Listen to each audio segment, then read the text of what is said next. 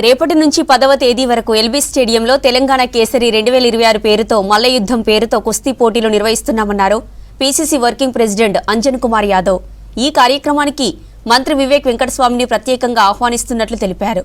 కుస్తీ విజేతలకు 25 లక్షల వరకు బహుమతులు అందజేస్తున్నామన్నారు. కుస్తీ పోటీల ప్రారంభోత్సవానికన్నా ఫైనల్స్ కన్నా రావాలని ఇన్విటేషన్ చేయడానికి మేము వచ్చినాము. ఇది తరతరాల నుంచి వస్తున్నది. ఇది అనువాయితీ తెలంగాణ కేసరి. ఇంతకు ఆంధ్రప్రదేశ్లో ఆంధ్ర కేసరి ఉంటుండే, తెలంగాణ అయినాక తెలంగాణ కేసరి.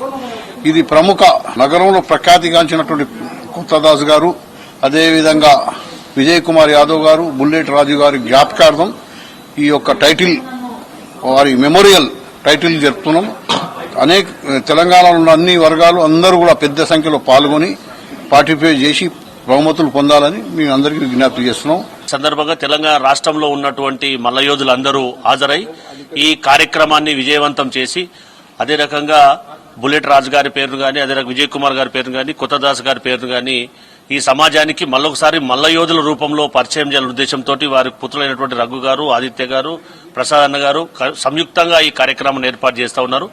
తెలంగాణ రాష్ట్రంలో ఉన్నటువంటి మల్లయోధులందరూ ఈ కాంపిటీషన్ లో పాల్గొని విజయవంతం చేయవలసిందిగా TPCC working president Anjan Kumar గారి సారథ్యంలో ఈ కార్యక్రమం విజయవంతం చేయవలసిందిగా అందరికీ అనేక first prize, second prize, third prize అందరికి కూడా పెద్ద ఎత్తున బహుమతి ప్రదానోత్సవం ఉంది. 3 లక్షల నుంచి మొదలుకొని 25,000 వరకు, సుమారుగా 25 లక్షల వరకు ఈ ప్రైజ్ డిస్ట్రిబ్యూషన్ ఉంది. కాబట్టి మల్లయోధులందరూ పాల్గొని మీ స్థాయిల్లో మీ వెయిట్లలో పాల్గొని దాన్ని విజయవంతం చేయవలసిందిగా అప్పీల్ చేస్తాం.